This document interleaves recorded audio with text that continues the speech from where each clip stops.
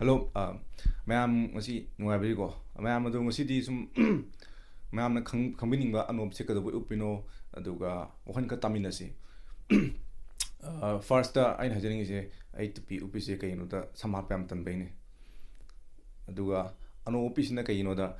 thaina si YouTube channel se hogen khangyu se samna da ai video mang thoga wari sani na express tonin da thoki banati ai pandam mai di ahamada ai si video semaga sum ahoigi notice to wa mayam se uthokena kaino da samna habda amuk sida birakani mayam mapana tammi happy wanati ai mapana samna da Bangalore tamami matamamda aduna Bangalore tamkanda comment togeda aina first year second year ka kanda ahoigi notice haro na Manipur ma poche mayam amda khangamda habi asingbai tasin haidi kasu level tawa thamda nati Manipur to isei da hairo jagoi da hairo arigi like da hairo any field loin compete to ngamba mafamni notice adigi mainly Manipur haje aduna sije aisu hengwai aina tanja phanganda aina ngamakanda moida express tok akhoi si smaina ngami koli habase aduda akhoi platform ma da ka ta haibdi mi na kawaina khangni moina akhoi mainland India haitare ex moina akhoi kano se kari thoibano adi kai notice kai thoi habase mainland India ni gidi la yeng budi kirambi ai moi koi sida tori irang se khamba yai aduna sam kayani video oina uradi phani kan khalak podoina matamda adu do main tor ho yuni adigi samna da akhoi ona tenaba wakhan oina pugiba yaba moina samna da koi du chai du tobi habdi tasen haitari moi ga kasu chang taw noti any field adi anything da adu population factor di lembe ai samna da khoi population na samna da isam phau kan da moi di mi ga masing yam hemrina 20 times 30 times population di hemrina khoi da ma thokan da moi di sanada mari manga nata tarakun tholakani aduna miyeng de moin hena henma manba adugi factor mam da ina sum wakhan da phawk podegi simga channel je establish togni sida pesa phangnaba pesa tanaba hoi YouTube te pesa phangi mam khangnai duni adu na main or toroga establish tok nati samna habda hoigi mamang de thaina chahi ani muk sujare si channel thorokpa thaina degi view je yeng tadi aigi pandam dudi khra phangen khanje kaino da aina video number hoi group namgi ma myam do mi lak ma yeng pa se lak ma ha se dum pram yame khanje amaina ado sigi pandam da toroga haudokhibani aduna bu any fund haiduni any fund adi notice fund na or siyawa any fund ama te yawa adungo poto obini ado title sinadi soma pale soma sina samna habda soma laisram actress Manipur gi mam khangna ba soma laisram sigi video se sina base oraga hygienic budi si aham badu nam horopada sigi magi blur box alame camera setting bo heram deba phajana aduna yamthina sangna chala matungni hoigi Sonia samte sambamna Bangalore thengna khibani hoi first actress haitari interview logi se Sonia samte sabam adu mathang da Manipur da yana lawri somala se moduni somala samse lobo chalin dang da adigi wari do last loem da ngatang interview sum thaini matang do nungsi boina thaini matam do nungsi ba ningsang boina yengna si hoi si video clip to soibadi publish wa to gudami blur chakibdagi first aduga hygienic mudi soiba paktaba soiba cd mimi makha poli samna habda akhoi kari akhoi Manipur gi wato kanda thaina matamda ai yam khangba haibai wanti ai express togni ai wakhalon express togjawni mayam sumot adu pibiramu first ai hygienic mudi Japan je matamda huji orisman or manati moisu thaina copy paste gi horpa ngatani samthana habda Japan ji hana car samanati bike samanati hoba technology huji lay technology smana ne manati matamda di Genghis Khan 12th century adaida conquer to support to moi kamai defend to ni waram mini lamni Japan je matamda moi sei kha century kha 12 tegi khanda matungda 14 15 rai yokondamda Portuguese na chat khotana tawkana moina thangna lan sonoge tawkanda nomai puthroktana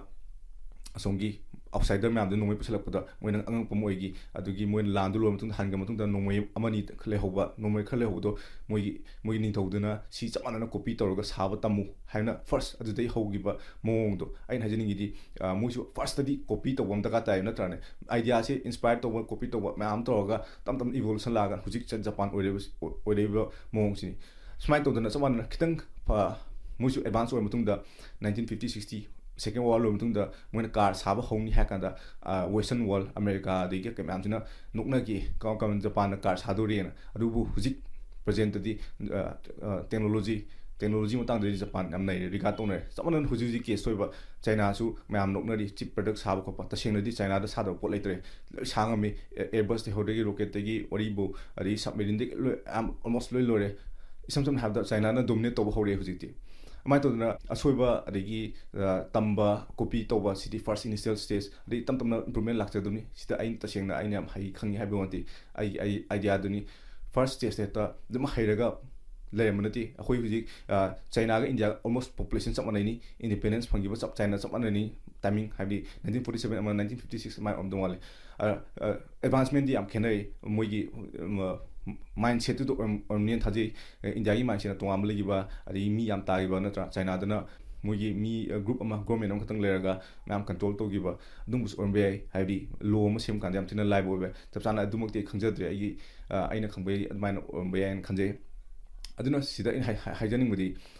ꯑꯁꯣꯏꯕ ꯑꯗꯒꯤ ꯃꯤꯉꯣꯟꯗ improvement ꯑꯣꯏꯕꯒꯤ chance ꯑꯃ ꯄꯤꯕꯤꯕꯁꯤꯗꯤ ꯑꯩꯕꯨ ꯑꯣꯏꯔꯣ ꯑꯩꯅ video ꯁꯦꯝꯕꯗꯕꯨ ꯑꯣꯏꯔꯣ ꯑꯦꯅꯤ ꯋꯥꯟꯅ try ꯇꯧꯔꯒ ꯏꯝꯄ꯭ꯔꯨꯚꯃꯦꯟ ꯇꯧꯖꯕ ꯏꯝꯄ꯭ꯔꯨꯚꯃꯦꯟ ꯆꯥꯟꯁ ꯑꯃ ꯄꯤ ꯁꯦꯀꯦꯟ ꯆꯥꯟꯁ ꯍꯥꯏꯇꯥꯔꯦ ꯁꯤ ꯄꯤꯕꯁꯤ ꯌꯥꯝ ꯊꯤꯅ ꯗꯔꯀꯥꯔ ꯑꯣꯏꯅ ꯈꯟꯖꯩ ꯑꯗꯒꯤ ꯑꯩꯈꯣꯏ ꯁꯨꯃꯥꯏꯅ ꯑꯩꯈꯣꯏꯁꯨ ꯑꯩꯈꯣꯏꯅ ꯆꯥꯏꯅꯥꯗꯧꯅ ꯅꯠꯇ꯭ꯔꯒ ꯖꯄꯥꯟꯗꯧꯅ ꯑꯗꯩ ꯅꯠꯇ꯭ꯔꯒ USA ꯌꯨꯔꯣꯞꯇꯩꯗꯅ ꯏꯁꯥꯅ ꯍꯣꯠꯅꯗ꯭ꯔꯗꯤ ꯅꯠꯇ꯭ꯔꯥꯅꯦ ꯑꯩ ꯁꯤꯗ ꯒ꯭ꯌꯥꯟ ꯇꯥꯕꯒꯤ ꯋꯥ ꯅꯠꯇꯦ ꯏꯁꯥꯅ ꯍꯣꯠꯅꯗ꯭ꯔꯗꯤ ꯃꯤꯅ ꯀꯃꯥꯏꯅ ꯂꯥꯛꯑꯒ ꯑꯩꯈꯣꯏ ꯇꯥꯛꯄꯤꯔꯅꯤ ꯑꯗꯨꯅ ꯏꯁꯥꯒꯤ ꯈꯤꯇꯪ ꯐꯥꯔꯁ ꯁ꯭ꯇꯦꯞ 2 ꯁ꯭ꯇꯦꯞ ꯁꯦꯀꯦꯟ ꯁ꯭ꯇꯦꯞ ꯈꯔꯗꯤ ꯂꯧꯕ ꯑꯃ ꯗꯔꯀꯥꯔ ꯇꯥꯏꯌꯦꯅ ꯈꯟꯖꯩ ꯃꯌꯥꯝ ꯑꯗꯨꯝ ꯁꯤ ꯍꯥꯏꯔꯒ ꯅꯣꯡꯃꯒꯤ ꯁꯨꯝ ꯀꯩꯅꯣ ꯈꯟꯅꯁꯤ ꯃꯌꯥꯝꯅ ꯈꯟꯅꯅꯤꯡꯕ ꯀꯩꯅꯣ ꯂꯩꯔꯒꯁꯨ ꯑꯗꯨꯝ ꯊꯥꯗꯕꯤꯔꯝꯃꯨ ꯀꯃꯦꯟꯇ ꯇꯞ ꯇꯞꯅ ꯈꯟꯅꯁꯤ ꯑꯗꯨ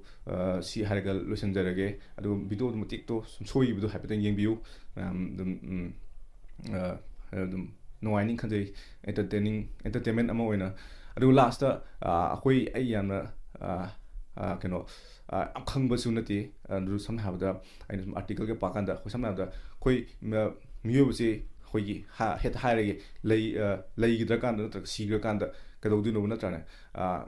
ꯃꯌꯥꯝ ꯑꯥꯔꯇꯤꯀꯜꯗꯗꯤ ꯌꯥꯝ ꯍꯥꯏꯅꯩ ꯀ꯭ꯋꯥꯟꯇꯝ ꯋꯥꯔꯜꯗ ꯆꯪꯕ ꯈꯣꯠꯄ ꯑꯗꯒꯤ ꯑꯩꯈꯣꯏꯒꯤ ꯀꯂꯦꯛꯇꯤꯞ ꯀꯟꯁꯤꯌꯁꯅꯦꯁ ꯀꯥꯏꯅ ꯌꯥꯝ ꯍꯥꯏꯅꯕꯗ ꯑꯩꯁꯨ ꯈꯪꯗꯦ ꯃꯌꯥꯝ ꯋꯥꯔꯤ ꯑꯃ ꯂꯩꯒꯅꯤ ꯁꯤꯒꯨꯝꯕ ꯋꯥꯔꯤꯗꯁꯨ ꯑꯩꯒꯤ ꯑꯣꯏꯅꯗꯤ ꯏꯟꯇꯔꯦꯁ ꯌꯥꯝ ꯂꯩꯖꯩ ꯁꯤꯒꯨꯝꯕ ꯑꯩꯈꯣꯏꯒꯤ ꯀꯃꯥꯏꯅ ꯇꯧꯕ ꯑꯩꯈꯣꯏꯒꯤ ꯃꯤꯅ ꯁꯤꯈ꯭ꯔꯀꯥꯟꯗ ꯀꯩꯗꯧꯋꯤ ꯈꯣꯠꯂꯤ ꯀꯥꯏꯅ ꯁꯤꯒꯨꯝꯕ ꯑꯥꯔꯇꯤꯀꯜ ꯃꯌꯥꯝ ꯄꯥꯕꯁꯨ ꯅꯨꯡꯉꯥꯏꯖꯩ ꯃꯌꯥꯝꯁꯨ ꯀꯩ ꯃꯣꯠ ꯐꯥꯎꯕꯤꯒꯦ ꯑꯗꯣ ꯁꯤꯒꯨꯝꯕꯁꯦ ꯃꯤꯅ ꯁꯤꯈ꯭ꯔꯀꯥꯟꯗ ꯑꯩ ꯈꯤꯇꯪ ꯑꯩꯅ ꯄꯨꯊꯣꯛꯄ ꯑꯝꯇ ꯅꯠꯇꯦ ꯑꯩꯒꯤ ꯊꯤꯑꯣꯔꯤ ꯑꯝꯇ ꯅꯠꯇꯦ ꯃꯌꯥꯝꯅ ꯄꯥꯕ ꯈꯣꯠꯄ 4th ꯗꯥꯏꯃꯦꯟꯁꯟ ꯑꯗꯒꯤ 11th ꯗꯥꯏꯃꯦꯟꯁꯟ ꯀꯥꯏꯅ ꯌꯥꯝ ꯂꯩꯅꯕꯗோ ꯇ꯭ꯔꯥꯖꯦꯛꯀ ꯂꯩꯕꯗꯣ ꯑꯗꯨꯝꯕꯗꯣ ꯃꯌꯥꯝ ꯈꯟꯅꯅꯤꯡꯉꯗꯤ ꯀꯃꯦꯟꯇ ꯇꯧꯕꯤꯔꯝꯃꯨ ꯁꯨꯝ ꯑꯗꯨꯒꯤꯁꯨ ꯇꯣꯉꯥꯟꯕ ꯁꯨꯝ ꯈꯟꯅꯁꯤ ꯂꯥꯏꯚ ꯑꯣꯏꯅ ꯂꯥꯛꯑꯁꯨ ꯂꯥꯛꯆꯒꯦ ꯈꯟꯅꯕ ꯑꯩꯈꯣꯏꯒꯤ ꯏꯟꯇꯔꯦꯁ ꯂꯩꯕ ꯀꯥꯡꯕꯨ ꯒ꯭ꯔꯨꯞ ꯍꯥꯏꯇꯥꯔꯦ ꯃꯤ ꯈꯨꯗꯤꯡꯃꯛ ꯂꯣꯏ ꯃꯥꯟꯅ ꯄꯣꯟꯇꯦ ꯃꯅꯤꯄꯨꯔꯗ ꯏꯁꯝ ꯁꯝꯅ ꯍꯥꯏꯔꯕꯗ ꯏꯁꯩ ꯃꯈꯜꯁꯦ ꯁꯝꯅ ꯍꯥꯏꯔꯕꯗ ꯆꯥꯎꯔꯥꯛꯅ ꯍꯥꯏꯔꯕꯗ ꯖꯦꯅꯔꯦꯜ ꯑꯣꯏꯅ ꯍꯥꯏꯔꯕꯗ ꯍꯤꯞ ꯍꯣꯞꯀꯨꯝꯕ ꯇꯥꯟꯅꯩ ꯑꯗꯒꯤ ꯃꯅꯤꯄꯨꯔꯤ ꯏꯁꯩ ꯇꯥꯟꯅꯔꯅꯤ ꯍꯤꯟꯗꯤ ꯇꯥꯟꯅꯔꯅꯤ ꯑꯗꯒꯤ ꯔꯣꯛ ꯇꯥꯟꯅꯔꯅꯤ ꯔꯣꯛꯇꯁꯨ ꯌꯥꯝ ꯈꯥꯏꯗꯣꯛꯈ꯭ꯔꯦ ꯑꯗꯣ ꯁꯝꯅ ꯍꯥꯏꯔꯕꯗ ꯀꯦ-ꯄꯣꯞ ꯍꯥꯏꯔꯣ ꯀꯦ-ꯄꯣꯞ ꯇꯥꯕꯅ ꯔꯣꯛ ꯁꯤꯗꯔꯝꯕ ꯌꯥꯏ ꯔꯣꯛ ꯇꯥꯕꯅ ꯀꯦ-ꯄꯣꯞ ꯁꯤꯗꯔꯝꯕ ꯌꯥꯏ ꯑꯗꯒꯤ ꯔꯣꯛ ꯇꯥꯕꯅ ꯑꯁ ꯃꯣꯏ ꯏꯁꯩꯗꯣ ꯀꯃꯥꯏꯅ ꯇꯧꯔꯤꯅꯣ ꯃꯅꯤꯄꯨꯔꯤ ꯇꯥꯏ ꯍꯥꯏꯔꯝꯕ ꯌꯥꯏ ꯃꯅꯤꯄꯨꯔꯤ ꯇꯥꯕꯅ ꯀꯩꯅꯣ ꯌꯥꯝ ꯏꯪꯂꯤꯁ ꯂꯥꯏ ꯍꯥꯏꯔꯝꯕ ꯌꯥꯏ ꯑꯗꯣ ꯁꯤꯗꯤ ꯃꯌꯥꯝꯒꯤ ꯑꯄꯥꯝꯕꯅꯤ ꯃꯣꯠꯁꯤ ꯃꯤ ꯌꯥꯝ ꯂꯩꯔꯗꯤ ꯑꯗꯨꯝ ꯃꯣꯠ ꯃꯈꯜ ꯂꯩꯔꯝꯒꯅꯤ ꯑꯗꯨꯅ ꯏꯁꯥ ꯃꯣꯠꯇꯨ ꯑꯗꯨꯝ ꯀꯩꯅꯣ ꯇꯧꯕꯤꯌꯨ ꯊꯥꯗꯕꯤꯔꯝꯃꯨ ꯀꯃꯦꯟꯇ ꯃꯊꯪꯗ ꯑꯗꯨꯝ ꯈꯟꯅꯁꯤ ꯑꯗꯨꯒ ꯁꯤꯗ ꯑꯩꯈꯣꯏ ꯁꯤꯗꯤ ꯖꯁ ꯑꯦꯟꯇꯔꯇꯦꯟꯃꯦꯟꯅꯤ ꯌꯨꯇ꯭ꯌꯨꯕꯁꯤꯗꯤ ꯁꯝꯅ ꯍꯥꯏꯔꯕꯗ ꯑꯩ ꯉꯥꯏꯍꯥꯛꯀꯤ ꯋꯥꯈꯜ ꯁꯦꯌꯔ ꯇꯧꯕꯅꯤ ꯃꯌꯥꯝꯒꯤ ꯃꯣꯠꯁꯨ ꯁꯦꯌꯔ ꯇꯧꯕꯤꯌꯨ ꯁꯤꯗ ꯌꯥꯝ ꯀꯟꯅ ꯈꯟꯖꯟꯕꯤꯌꯨꯅꯨ ꯖꯁ ꯅꯨꯡꯉꯥꯏꯅ ꯑꯗꯨꯝ ꯄꯨꯂꯞ ꯑꯗꯨꯝ ꯆꯥꯎꯈꯠꯄ खितंग हाइबदी नेगेटिविटी सिंजे हंदरगा पॉजिटिव ओइबा ngata oina khallaga negativity na sum thandadi khoi hakjang su sondre bo hainai duni natrana aduna positive ta sum positive oina sum khallaga suma panu nuaraga dum nga ki awa bo thab oina youtube ta thabak chaluro college bu chaluro school bu chaluro mam halaga atang sum share to no bigi tanja to lojai aina topic to sum puthok cha poi wani ai yam khang habi wati mam si toroga interview do ngatang sum tamina si hamba logi ba interview manipur da outside manipur na ta manipur da aduga ꯑꯩꯈꯣꯏ ꯆꯦꯅꯦꯜꯁꯦ ꯆꯍꯤ ꯑꯅꯤ ꯑꯍꯨꯝ ꯁꯨꯖꯔꯦ ꯑꯅꯤ ꯂꯥꯟꯖꯜꯂꯦ ꯑꯍꯨꯝ ꯁꯨꯖꯜꯂꯛꯇꯣꯔꯦ ꯑꯗꯣ ꯃꯌꯥꯝ ꯊꯥꯏꯅꯒꯤ ꯅꯝꯈꯤꯕ ꯚꯤꯗꯤꯑꯣ ꯃꯌꯥꯝꯗꯣ ꯑꯩ ꯑꯦꯛꯁꯄ꯭ꯂꯦꯟ ꯇꯧꯖꯒꯦ ꯑꯩ ꯀꯔꯤ ꯃꯣꯇꯤꯞꯇ ꯅꯝꯈꯤꯕꯅꯣ ꯑꯩ ꯔꯤꯖꯟ ꯑꯃꯃꯝ ꯌꯥꯎꯔꯗꯤ ꯂꯣꯏ ꯅꯝꯖꯩ ꯚꯤꯗꯤꯑꯣ ꯅꯝꯀꯥꯟꯗ ꯍꯣꯏ ꯌꯥꯎꯗꯕ ꯌꯥꯎꯒꯅꯤ ꯑꯃꯅꯤ ꯑꯗꯣ ꯑꯌꯥꯝꯕꯗꯤ ꯂꯣꯏ ꯌꯥꯎꯔꯒ ꯅꯝꯖꯩ ꯑꯗꯣ ꯇꯞ ꯇꯞꯅ ꯑꯗꯨꯝ ꯃꯌꯥꯝ ꯑꯩ ꯏꯟꯇꯔꯦꯛꯁꯟ ꯇꯧꯖꯒꯦ ꯃꯌꯥꯝ ꯀꯥꯏꯅꯔꯁꯤ. So we will start taking interviews. That's so simple. Absolutely. So first question is, how did you get involved in acting? Singing and dancing is my passion since my childhood, but I never expected that I'd become an actor. Acting was in me since my childhood, and I got so much inspired by one of my aunts, who is a model and a choreographer, and also one of my cousin. She's kind of my mentor to me, Kavita Kasham. So both of them encouraged me, and when I turned 16, they pushed me to this level in this glamour industry. So how long have you been acting? Since 2008, I think it's around about 8-9 years I've been in this field. So you remember any particular video or scene from where you started acting? Of course I do. I started my acting career from a music video album which is directed by R.K. Amarche, and I co-act with Mahesh, and the song is sung by Ranbir Thama. So now, what kind of roles do you prefer? Talking about a movie? Yeah. For me, I prefer all types of role, but the role in a movie or a character should be a challenging one. That's it. What is the hardest part of being a celebrity? Celebrity? Wow, it's so lovely. I never expected that much. Honestly speaking, being a celebrity is not an easy job, and according to our society, people have different choices, and we cannot count on that. And we have haters, we have commentators, and we have lots, which are against and which are, the negative impact and a positive impact. But the thing is, we have to struggle that, and we have to overcome, because I love my job, and I'm doing this for them only, for the people, for my fan. So that's it.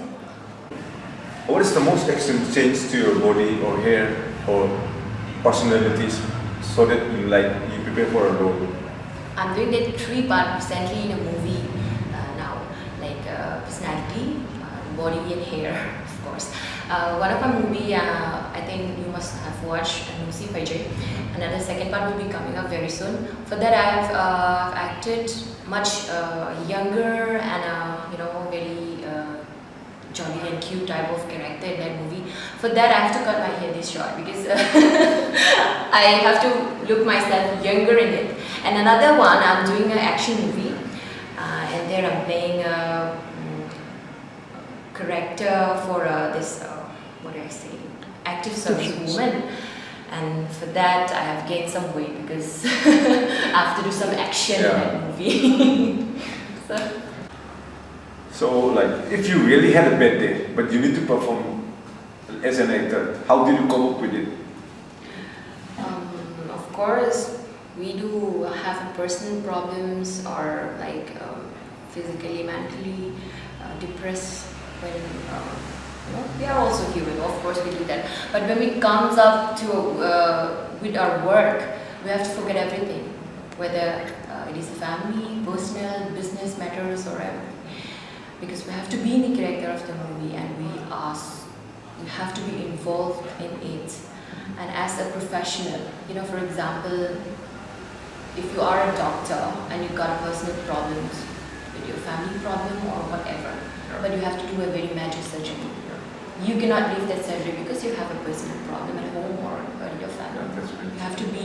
You have to do your job first. That counts. That is what professionalism means. So you believe in professionalism? Of course I do. So that's it. So Soma, as the last question, it's not a question, but we want a few tips like from you, so that you can give to youngster who wants to pursue acting as a career? According to my opinion, I would like to say you have to be a very hard-working person, and you have to be presentative, and of course you have to keep your body and maintain your body fit and healthy. Like you can go out for a workout or for a gym, or of course yoga helps a lot. And yeah, you have to be very presentable. Like any circumstances that comes across you, you have to face it. That yeah, you have to have that ability and skill. So I think. Okay, so thank you for your precious time. I wish Thank you so successful. I wish success to your future career. Thanks. And lastly, we'll do a whisper challenge where you will be wearing a headphone Headphone? and we'll say some words.